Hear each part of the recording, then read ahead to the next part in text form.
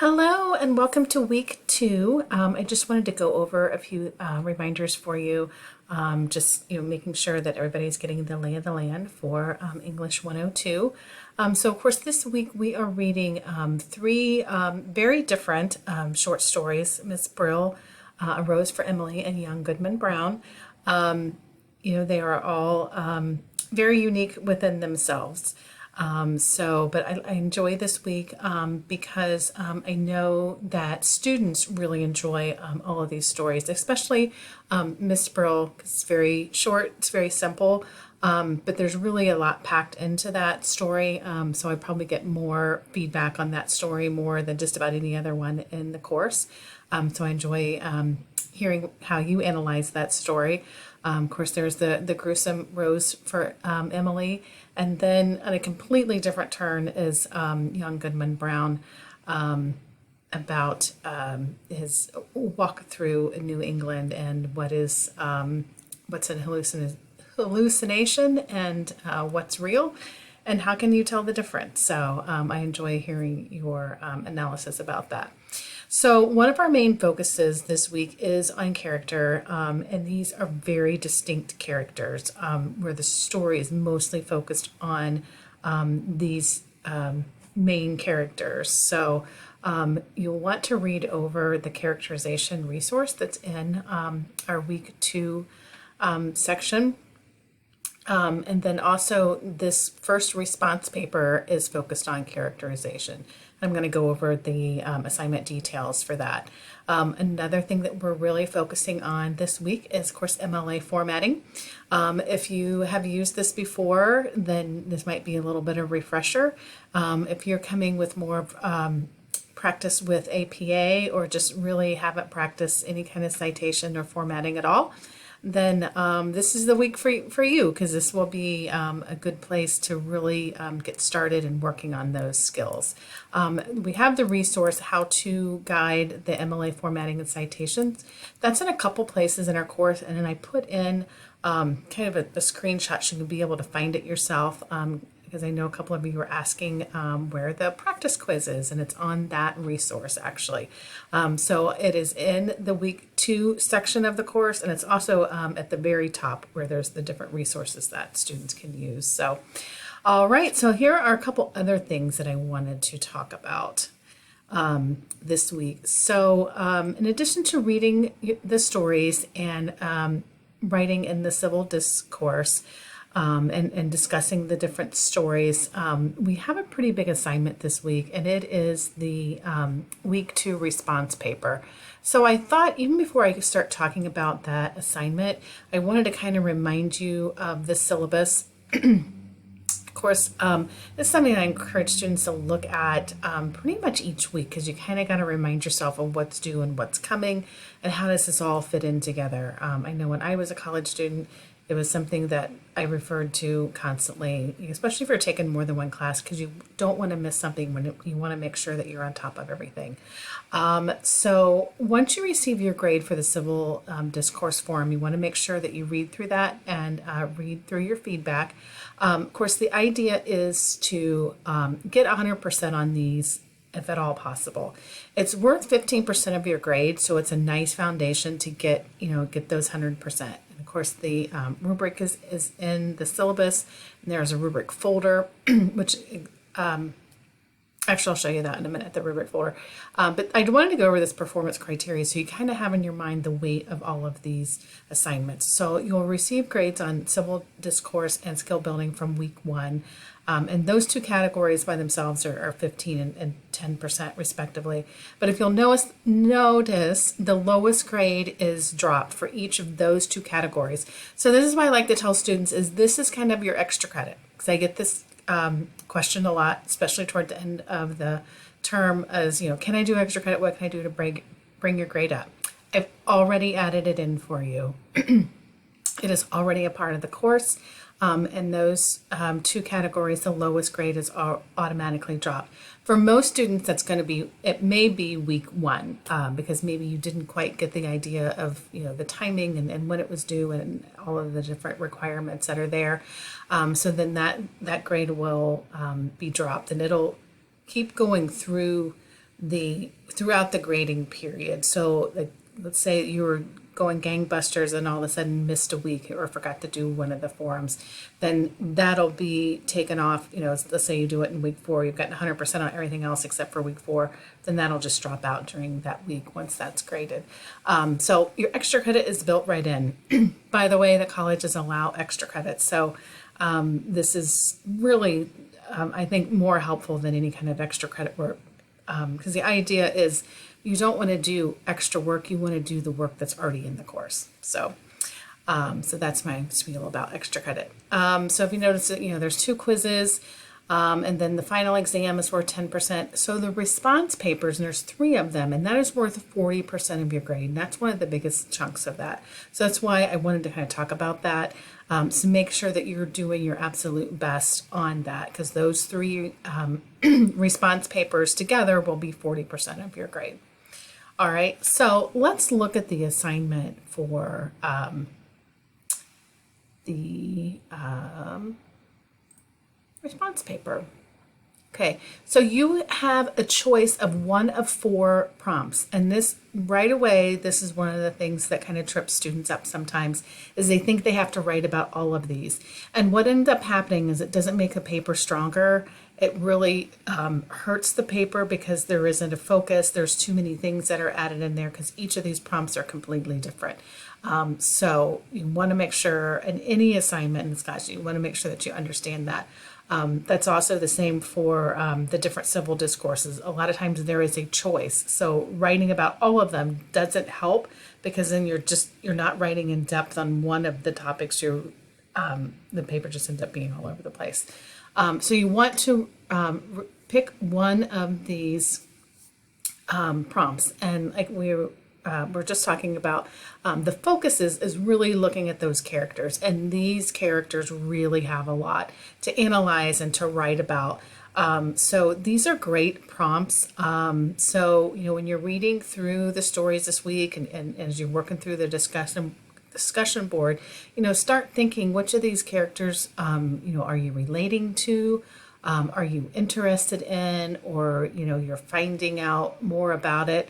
So those are going to be the ones that you're going to want to write about, that character is going to be the one that you want to write about. And also you want to think about, when you're writing about these stories, that you're analyzing them in a way that's going to take more than one read through of a story. I think I mentioned in another video that we choose shorter stories for this course because it is an accelerated course. We move through pretty quickly at 8 weeks, but also so you have the opportunity to really read through it. I tell students that the week opens on Sundays. You start looking, okay, what am I going to be reading? Monday, Tuesday is getting through those stories so that you can start working on the civil discourse paper, or rather discussion board. And then what other assignments are this week? So for this week, it is that response paper. So it's going to take some analysis for you. So the good thing about it is this is your analysis. Okay, this is not looking up in the GMC library. The only sources that you're going to be using are the stories themselves. Okay, so it's really digging deep. So this is really one of the first parts of getting ready for the week 7 research essay, is really getting to know the stories. That doesn't mean that you have to write about one of these 3 stories for the week 7 research essay, but it's rather the practice of reading a story, becoming familiar with it, and looking at the characterization, really just on this basic level of just digging in the story without any outside resources. Okay, so that's really one of the things that I'm going to be looking for.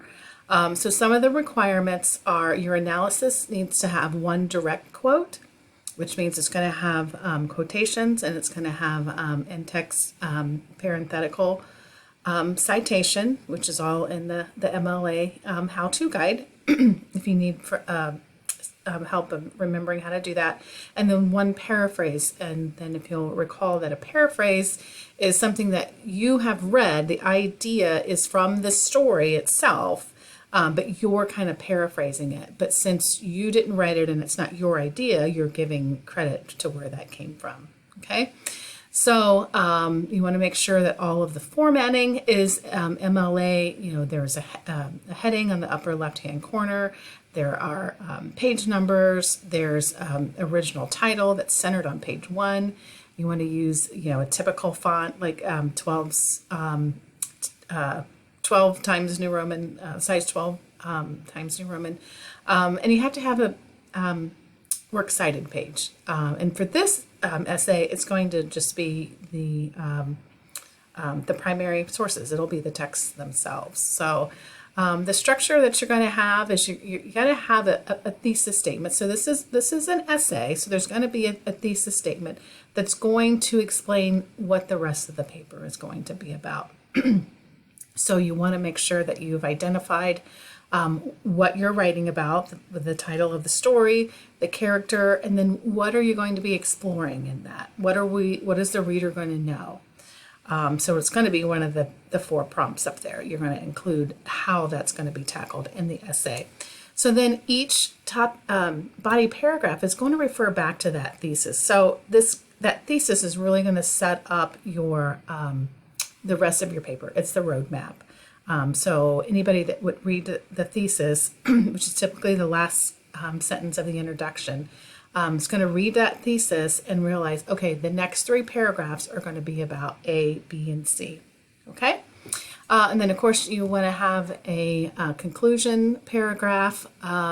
Be careful about restating the thesis. That doesn't mean just copy and paste it. That means that you're revisiting. It's like, kind of like you're saying to the reader, hey, remember I said that we were going to talk about A, B, and C, and this is, you know, what was talked about, and then just really kind of bringing that point home again and hitting on those main points of the argument. Okay, so of course, you know, looking at mechanics, grammar, and punctuation, you want to make sure you're carefully proofreading everything, you know, paying attention to, you know, the overall flow. I always suggest writing the essay, taking a break, coming back and rereading it, reading it out loud, having someone else read it. You also have tutoring that's available here, and that's in that top part of our class as well. You can send that off and get some feedback. But this is typically something that can't be written on Sunday night, you know, starting at 8 p.m. Most people, myself included, can't sit down and write a coherent essay in that short amount of time. And I also want to remind you of academic dishonesty. Anything that has been written by somebody else, of course, you have to give credit. If you've taken this class before, either here at another college, and you've written a paper and think, oh, I can resubmit it, turn it in, we'll catch that, and that is considered self-plagiarism. So just as a reminder there, of course, using somebody else's assignment is going to come up and turn it in as well. Believe it or not, some students choose to do that. I hope you do not. And the other thing I want to talk about briefly is using AI generative text. AI is amazing. It has lots of capabilities. But if you are using it to completely write your essay, it's going to be very obvious. AI does not have the personal aspect that a writer does. So the formatting and the terms are usually a dead giveaway. I've been doing this for almost 30 years, quite a while. So I can kind of tell when that isn't a typical English 102 paper. So just be aware of that. And that will earn you a 0 on the assignment. And it could also a referral to the academic dishonesty, for academic dishonesty. So please don't do that. It's a hassle for all of us. And I want to know what you want to write. So, you know, use your own brain. And you know a lot more than you think you do. So please don't use AI to write your paper. All right. So as always, if you have any questions, please reach out. That's the one last thing I was going to talk about was the where the characterization is, and then also where those rubrics are right there. So, and also another good spot there is the late policy for what happens if you can't turn a paper in on time. So, all right, so went a little bit long, but I hope to have some information that's helpful to you, and I will see you in class.